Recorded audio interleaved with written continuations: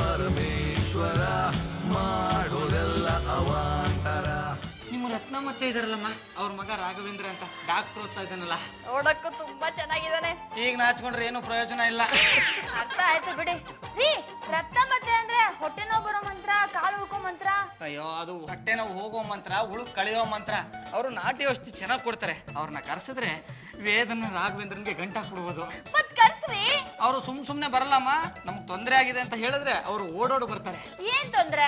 ಈಗ ನೋಡಮ್ಮ, ನಾನು ಫೋನ್ ಮಾಡಕ್ ಹೋಗ್ತೀನಿ, ಕಾಲ್ ಜಾರ್ ಬೀಳ್ತೀನಿ. ಅಪ್ಪ, ನಾಟಕ ಮಾಡ್ಬೇಕಮ್ಮ. ನಾಟಕನಾ?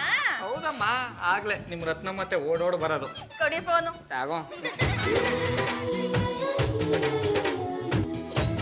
ಹಲೋ ಅತ್ತೆ, ನನ್ ವೈಶಾಲಿ ಬೆಂಗಳೂರಿಂದ. ನನ್ ಗಂಡನ್ ಕಾಲು ಉಳುಕ್ಬಿಟ್ಟಿದೆ, ಪ್ಲೀಸ್ ಬೇಗ ಬನ್ನಿ. ಬರ್ತಾರಂತೆ. ಅವ್ರು ಬಂದಾಗ ಹೇಗಾದ್ರೂ ಮಾಡಿ ಅವ್ರ ಮನಸ್ಸನ್ನ ಮೆಚ್ಚಿಸ್ಬಿಡ್ಬೇಕು. ಆಗ್ಲೇ ಅವ್ರ ಮಗನ್ ನಮ್ ವೇದನ್ ಕೊಟ್ಟು ಮದ್ವೆ ಮಾಡಕ್ಕಾಗೋದು.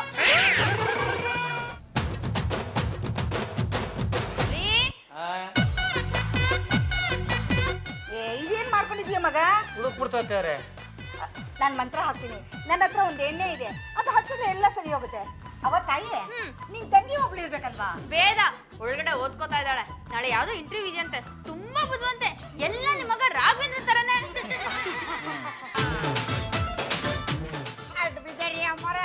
ಯಾರ್ಲ ನೀನು? ಸುಬ್ರಹ್ಮಣ್ಯ, ಪಾಜಿಟಿವ್ ಮನಿ ಪಾರ್ಕಿಂಗ್ ನಿಮ್ ಬ್ರದರ್ ವೇದಾರ್ ಬಾಯ್ ಫ್ರೆಂಡ್. ನಿಮ್ಮನ್ನ ನೋಡಿದ್ರೆ ದೇವ್ರ ನೋಡ್ದಂಗೆ ಅದಕ್ಕೆ ಖಾಲಿ ಬಿದ್ದೆ. ನನ್ ನೋಡಿದವರೆಲ್ಲ ಹಂಗೆ ಅನ್ನೋದು ಮಗ. ಅಮ್ಮ, ನೀವು ನನ್ನ ಶಿಶಿನ ಮಾಡ್ಕೊರಿ. ನೀವು ಕಲ್ತಿರೋದ ನನ್ನ ಕಲ್ಸ್ರಿ, ಜನರ ಸೇವೆ ಮಾಡ್ಕೊಂಡು ಇದ್ಬಿಡ್ತೇನೆ. ನನಗೂ ನಿನ್ನಂತ ಶಿಷ್ಯ ಬೇಕಾಗಿತ್ತು. ನಿಧಾನಕ್ಕೆ ನನ್ನ ವಿದ್ಯೆ ಎಲ್ಲ ನಿಮ್ಗೆ ಹೇಳ್ಕೊಡ್ತೀನಿ. ಮೊದ್ಲು ಆ ಗಂಟನಾಗೆ ಒಂದ್ ಎಣ್ಣೆ ಐತೆ, ಅದ್ ಕೊಡ್ತೀನಿ. ಅದ್ ತಗೊಂಡೋಗಿ ಬಿಸಿ ಮಾಡ್ಕೊಂಬಾ. ಇವನ್ ಕಾಲ್ ರಿಪೇರಿ ಮಾಡುವ. ಅತ್ತೆ ತಗೊಳ್ಳಿ. ಏನಮ್ಮ ಇದು? ಜ್ಯೂಸು, ಇದನ್ನ ಕುಡೀರಿ, ನಿಮಗ್ ಖುಷಿ ಆಗತ್ತೆ. ಹಂಗಂತೀಯಾ? ನಾವಲ್ಲ, ನೀವು ಕುಡ್ರಿ.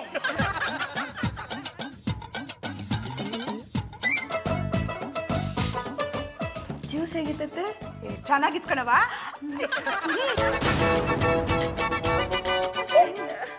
ಏನಾಯ್ತು? ಸುಬ್ಬ ಹಿಡ್ಕೊಳ್ಳ.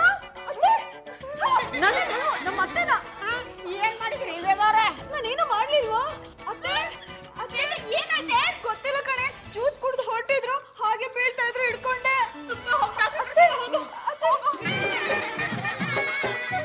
ಯಾಕೋ ಸುಸ್ತಾಯ್ತದೆ ಡಾಕ್ಟ್ರೆ. ಕೂತ್ಕೊಳಕ್ಕೂ ಸುಸ್ತು, ನಿಂತ್ಕೊಳಕ್ಕೂ ಸುಸ್ತು. ಬೆಳಗ್ಗೆ ಏನ್ ತಿಂದ್ರಿ? ಉಪ್ಪಿಟ್ಟು. ಮಧ್ಯಾಹ್ನ ಉಪ್ಪಿಟ್ಟು. ಸಾಯಂಕಾಲ ಉಪ್ಪಿಟ್ಟು ತಿಂದು ಜ್ಯೂಸ್ ಕುಡ್ದೆ. ಹಾಗಾದ್ರೆ ಉಪ್ಪಿಟ್ಟಲ್ಲಿ ಏನು ಸಮಸ್ಯೆ ಇಲ್ಲ, ಜ್ಯೂಸ್ ಅಲ್ಲೇ ಇರೋದು ಸಮಸ್ಯೆ. ಅದ್ ನನಗೂ ಗೊತ್ತು, ನೀ ಏನ್ ಹೇಳೋದು? ನನಗೂ ಹಾಗೆ ಅನಿಸ್ತಾ ಇದೆ. ನಾನು ಕೊಡಕ್ ಮುಂಚೆ ನೀನು ಒಂದ್ ಕಿತ ಕುಡ್ದು ನೋಡಿದ್ಯಾ? ಇಲ್ಲ ಅತ್ತೆ. ಅದೆಂತ ಹೆಂಗ್ಸೆ ನೀನು? ಮದ್ವೆ ಮುಂಚೆನೆ ಹಿಂಗೆ, ಮದ್ವೆ ಆದ್ಮೇಲೆ ಗಂಡನ ಅದ್ ಹೆಂಗ್ ಬಾಳಿಸ್ತೀವಿ ಏನೋ ತಾಯಿ. ವಿಷ ಕೊಂದು ಬಿಡ್ತೀಯ ಕಣೆ. ಇದ್ರಲ್ಲ ಸುಬ್ಬಂದೆ ಕೈವಾಡ ಇದೆ ಅಂತ ನನ್ಗೆ ಅನಿಸ್ತಾ ಇದೆ. ಅವ್ನು ನಮ್ಮ ಮನೆಗ್ ಬಂದಾಗ ಏನಾದ್ರು ಎಡವಟ್ ಮಾಡೋಗ್ತಾನಮ್ಮ. ಹೌದರಿ, ವೇದ ಜ್ಯೂಸ್ ಮಾಡ್ತಿದ್ಲಂತೆ, ನನ್ಗೂ ಬೇಕು ಅಂತ ಕೇಳಿದ್ನಂತೆ, ಅವ್ಳು ಕೊಡ್ಲಿಲ್ವಂತೆ. ಅದಕ್ಕೆ ಸೇಡ್ ತೀರ್ಸ್ಕೊಂಡಿದ್ದಾನೆ. ಮತ್ತೆ ಬಂದ್ಮೇಲೆ ಅವ್ನ ಮನೆ ಬರೋದ್ ಜಾಸ್ತಿ ಆಗೋಯ್ತು. ಅಯ್ಯ, ಅಲ್ಲಿ ಪರಮಾನು ಇಲ್ಲ, ಮೇಡಮ್ನವರು ಇಲ್ಲ, ಅದಕ್ಕೆ ಬರ್ತಾನಮ್ಮ.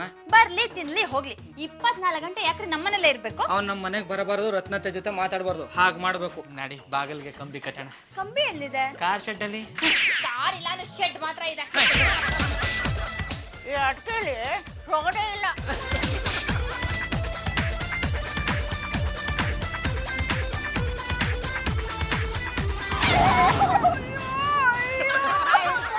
ಉಳ್ಕೊಂಡ್ರಿ ಇಲ್ಲ, ನಿಮ್ ಸೊಂಟನ ಮುರಿದಿದ್ದೆ. ಅದ್ ಯಾವ ಗಳಿಗೆಯಲ್ಲಿ ಈ ಮನೆಗ್ ಬಂದು ಆ ಜ್ಯೂಸ್ ಕುಡ್ದೆ ಆರೋಗ್ಯ ಹಾಳಾಯ್ತು. ಈಗಿಲ್ಲ ಎಡವು ಬಿದ್ದೆ. ಇದೇನೇ ಇದು ಕಂಬಿ? ನಿಮ್ಮನ್ನ ಕೆಡಬೇಕಂತನೇ ಇದನ್ನ ಕಟ್ಟಾರ್ರಿ. ಅತ್ತೆಯವ್ರಿಗೆ ಹೊರಟು ಬಿಟ್ರ?